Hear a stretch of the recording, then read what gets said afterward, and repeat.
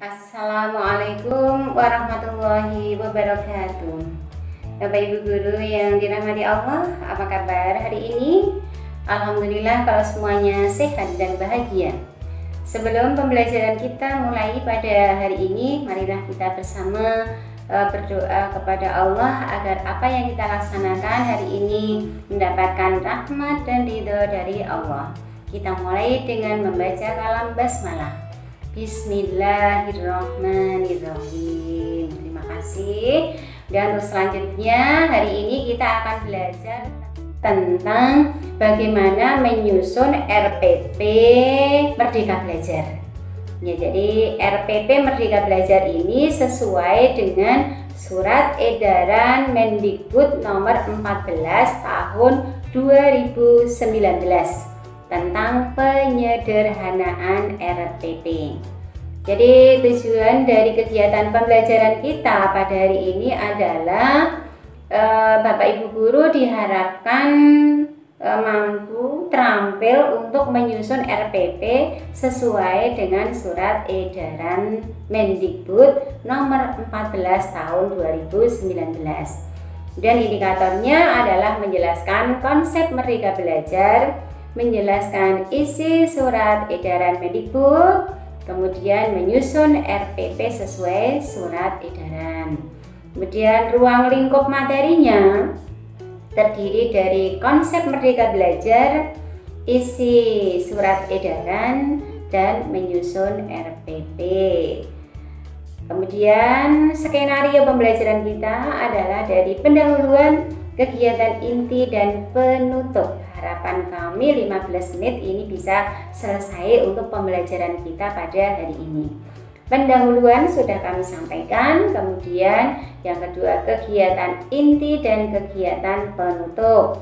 Namun sebelum kita masuk ke kegiatan inti, kita ice breaking dulu ya, kita pretest dulu. Ya, jadi ini ada gambar ikan yang sedang berenang cukup sehat di laut yang luas. Mudah-mudahan ini juga akan memancarkan cahaya lautan yang teduh, yang ada kebiruan di laut sana. Jadi pernyataannya adalah prinsip penyusunan RPP dalam penyederhanaan RPP adalah efektif, efisien, terpadu. Jadi monggo silahkan katakan yes jika benar dan no jika salah. Yes or no Bapak Ibu Guru? Oke, jawabannya adalah no. Yang benar yang seperti apa ya? Nanti akan kita kaji. Kemudian pernyataan yang kedua masih yes or no. 5 nilai utama karakter adalah religius, nasionalis, integritas, gotong royong, mandiri. Yes or no Bapak Ibu Guru? Wah, tepat sekali Bapak Ibu, ternyata memang penggerak karakter di sekolah masing-masing. Jadi pilihan kita adalah yes. Selanjutnya kita masuk kepada materi Merdeka Belajar. Jadi pokok-pokok kebijakan Merdeka Belajar itu ada 4, ada 1 USBN, 2 ujian nasional, 3 RPP, dan 4 PPDB tentang zonasi. Kemudian kita sebagai guru ini harus segera mempersiapkan untuk administrasi guru tahun pelajaran 2020-2021, yang mana yang harus kita miliki itu adalah yang pertama jadwal pelajaran, yang kedua RPP, yang ketiga daftar hadir, yang keempat daftar nilai, yang kelima jurnal kegiatan pembelajaran. Simpel dan ringkes administrasi kita selama masa darurat ini. Dan sekarang yang harus kita pelajari adalah prinsip pengembangan RPP. Jadi ada 1 efisien, 2 efektif, 3 orientasi peserta didik ya. Jadi kembali ke pretest tadi, yang ketiga ini adalah berorientasi pada peserta didik. Efisien artinya dalam penulisan RPP dilakukan dengan tepat. Ya, jadi cukup ringkas, cukup 1 halaman saja, tidak banyak menghabiskan banyak waktu maupun tenaga maupun jumlah halaman kertas yang kita print. Kemudian efektif berarti penulisan RPP dilakukan untuk mencapai tujuan pembelajaran. Berorientasi pada peserta didik. Jadi dalam penulisan RPP ini dilakukan dengan mempertimbangkan kesiapan, ketertarikan, dan kebutuhan belajar peserta didik di kelas. Jadi gerakannya adalah gerakan belajar menyenangkan bagi peserta didik. Kemudian inti dari RPP Merdeka Belajar sesuai dengan surat edaran Mendikbud nomor 14 tadi. Yang pertama komponennya adalah tujuan pembelajaran, yang kedua kegiatan pembelajaran, yang ketiga penilaian pembelajaran. Jadi tujuannya dari persiapan psikis dan fisik, motivasi belajarnya, persepsinya, tujuan dan orientasi, ruang lingkup materi. Kemudian di kegiatan pembelajaran jangan lupa kita awal-awal kurikulum 2013 kemarin dengan pendekatan 5M-nya, pendekatan saintifik dan model-model pembelajaran, kompetensi pengetahuan, sikap dan keterampilan jangan lupa. Kemudian di penilaian pembelajaran ada rangkuman, ada umpan balik, ada refleksi, ada tindak lanjut, dan jangan lupa disampaikan schedule pertemuan yang akan datang. Sekarang kita bandingkan antara komponen RPP Permendikbud nomor 22 tahun 2016 yang di sana ada 13 komponen dengan komponen RPP yang harus ada pada surat edaran nomor 14 tahun 2019. Ya, jadi yang 13 Ibu Bapak Guru masih ingat ya, banyak sekali ya, jumlah halamannya juga cukup banyak. Sekarang kita cukup 1 lembar, tapi ya tidak harus sih 1 lembar. Kalau memang kita dokumen kita ini sampai lebih sedikit saya kira juga nggak masalah, karena isinya hanya tujuan, kegiatan, asesmen. Ya, jadi apa yang dihilangkan, apa yang diganti, apa yang disederhanakan, bagaimana formatnya, bagaimana penyusunannya, dan bagaimana modelnya, ini Ibu Bapak semuanya sudah terampil. Jadi kalau memang kita masih membutuhkan materi di RPP kita, ditambahkan materi juga nggak masalah. Ya, jadi akan melengkapi, cuma minimalnya itu tujuan, kemudian kegiatan pembelajaran dan penilaian ada di situ ya. Jadi coba 3 poin aja, formatnya seperti apa ya. Jadi sebelum kegiatan pembelajaran maka guru mengajak peserta didik untuk berdoa. Ini untuk kompetensi inti sikap spiritual. Berdoa ini menjadi wajib bagi kita agar pembelajaran lancar, dimudahkan, dan mendapatkan rahmat dan berkah dari Allah. Kemudian setelah mengamati paparan slide yang kita sampaikan sesuai dengan kompetensi yang kita kaji, maka peserta didik duduk berkelompok sesuai dengan pembagian yang sudah kita atur untuk kemudian mendiskusikan paparan tersebut. Dan yang ketiga, guru mengajak peserta didik untuk membuat rangkuman atau kesimpulan, melakukan refleksi dan evaluasi selama proses pembelajaran. Nah, ini sekarang format RPP yang disederhanakan. Ada 3 pilihan, jadi ada yang deskripsi, ada yang tabel, ada yang kombinasi deskripsi dan tabel. Kemudian di tujuan pembelajarannya, bagaimana kita bisa menerjemahkan kurikulum yang ada di sekolah untuk kita praktekkan, di mana fokusnya adalah upaya untuk melibatkan murid mengubah tujuan pengajaran menjadi tujuan belajar. Ya, jadi dalam deskripsi tujuan pembelajaran jangan lupa dirumuskan berdasarkan kompetensi dasar.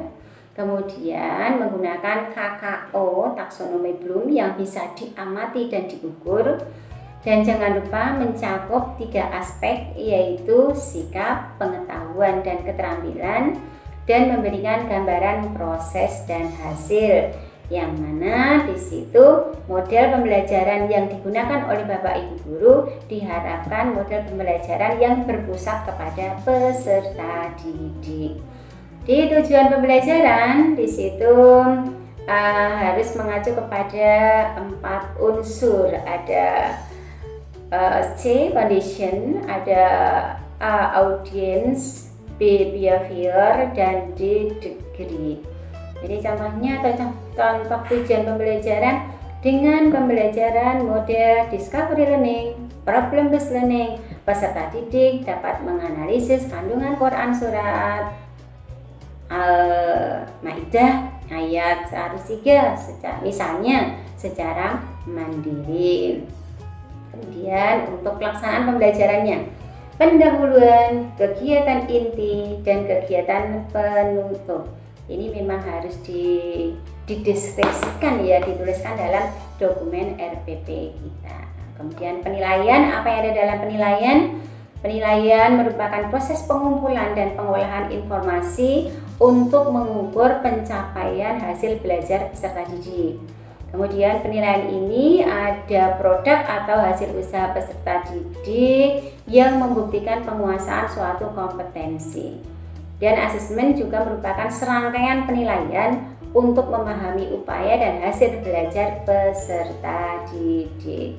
Ya, jadi ada persiapan, ada langkah-langkah, ada penilaian, daftar hadir dipakai di awal proses pembelajaran untuk memberikan penilaian. Jadi dalam penilaian itu bukan hanya pada hasil belajar, tetapi dalam proses pembelajaran ada penilaian proses. Kalau misalnya kita masih mendapatkan peserta didik yang belum KKM, kriteria ketuntasan minimal belum dicapai, maka Bapak Ibu guru juga mempersiapkan program remedi, program perbaikan pembelajaran. Yang sudah lewat bisa kita siapkan program pengayaan, enrichment, atau untuk layanan konseling. Kemudian yang kita siapkan di penilaian ini, rancangan penilaiannya, teknik, bentuk, instrumen, dan pedoman penskoran disiapkan. Kemudian penilaian pengetahuan, keterampilan, dan sikap ini dalam mapel PPKN dan Pendidikan Agama Budi Pekerti. Di situ juga muncul sikap spiritual, sikap sosial. Kemudian kembali ke kompetensi, indikator pencapaian kompetensi dan atau KD-nya, dan jangan lupa untuk berpikir kritis, HOTS untuk beberapa mapel. Kemudian ini format RPP yang berupa deskripsi, ringkas banget. Jadi di kop awal ini RPP kita yang terdahulu, ini kopnya semua sudah ada. Dan yang di baris-baris di bawahnya ini hanya 3 komponen aja: tujuan, kegiatan, dan penilaian. Nah, ini contoh untuk yang model tabel. Jadi di kolom yang pertama tujuan pembelajaran, kolom yang kedua kegiatan pembelajaran, kolom yang ketiga penilaian. Ini contoh dari RPP kita.